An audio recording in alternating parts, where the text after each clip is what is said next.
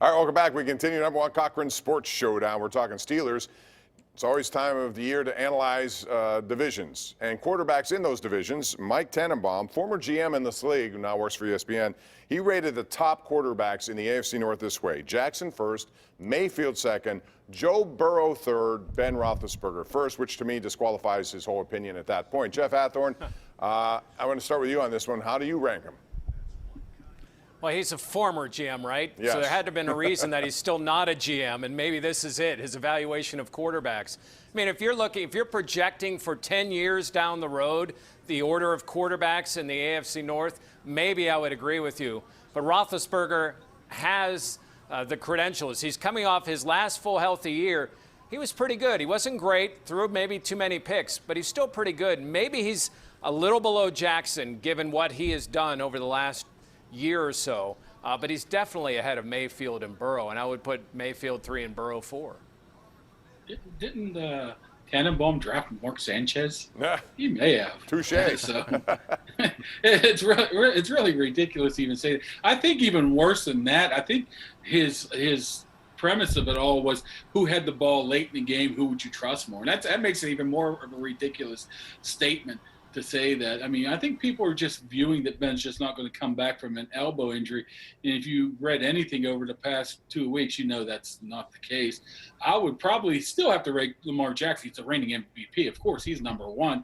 But Ben, 2. I might throw Burrow above Mayfield because a lot of things I'm hearing out of Cleveland is he couldn't hit the broadside of the red barn that Mike Tomlin talks about. So I'm going Burrow 3, then Mayfield 4. The contempt that the national media has for Ben Roethlisberger, it just knows no bounds. It astounds me on a regular basis. Lamar deserves to be #1.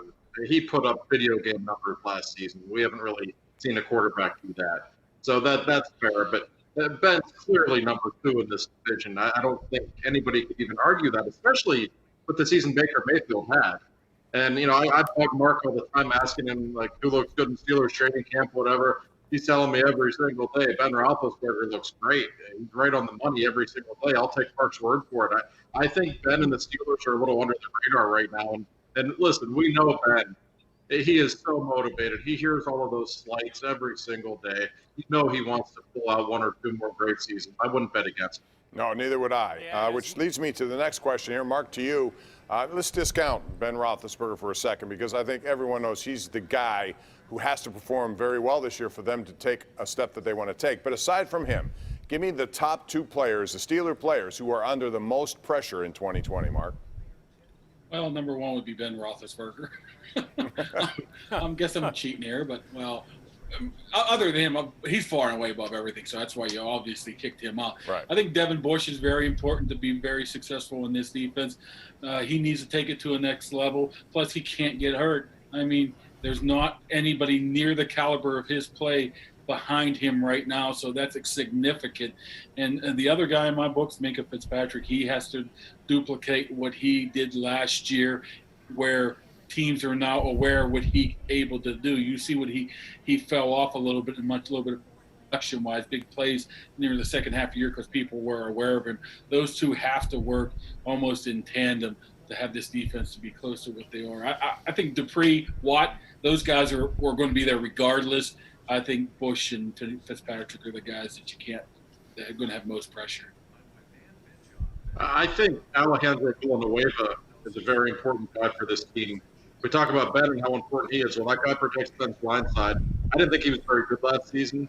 He really needs to be good. And when I look at the defense, we know it's a really good defense. Terrell Edmonds, to me, I don't want to say he's been a bust, but he hasn't been that great. He's found a weak link on that defense to me. If he really takes a step forward, man, I don't see any weak spots on that defense at all. So those are the 2 I have in mind. I'm going to go with James Conner. I think Conner, his best ability or worst ability is his availability. And if he can stay healthy, Randy Fichtner told us this week, Mark was on that call too, that, that he is the best tailback that he's been around. And that includes Le'Veon Bell, D'Angelo Williams, and others. So if Conner can come back healthy and be an impact, that could be huge for the offense. Defensively, I'm going to go with Stephon Tuitt. He signed a big contract. He's had issues staying healthy. If he can have a year where he stays healthy and can help out Cam Hayward, think of where the defense could even expand. Yeah, and if they do, it should be so much better for them overall because the offense is going to score more points with Roethlisberger under center. All right, now, gents, it's time to go around the horn for this week's Smooth Moves, which are always brought to you by Pittsburgh's largest supplier of the smoothest granite, marble, and quartz countertops you're going to find anywhere. It's Armina Stone. Josh Yohe, to you first, your Smooth Move of the week. It's been a rough summer for the Penguins, but I'll give them credit for extending Chadwick Weagle's contract. He's a sneaky good player. He might be the number 6 defenseman next year, and that's perfectly okay if he is. I'm going to go with Brendan Todd, the PGA Tour golfer who made the Tour Championship. He's in the top 15. The native of McMurray just a couple of years ago couldn't make a cut. I mean, he missed 6 in a row, 8 of 9, 24 of 29. And now he's made $3.1 million this year. It's hard to turn it around like that in golf, but Brendan Todd has done it. My smooth move goes to Netflix for acquiring the Cobra Kai series off of YouTube. What a coup that was. #1 in the nation right now. And before you know it, they're going to have Cobra Kai parties all around the world, just like Game of Thrones. So, smooth move by them. All right. Thanks, guys. Armina Stone, Pittsburgh's largest supplier of the smoothest granite, marble, and quartz countertops you're going to find anywhere. Check them out at Armina Stone. When we come back, we're talking college football.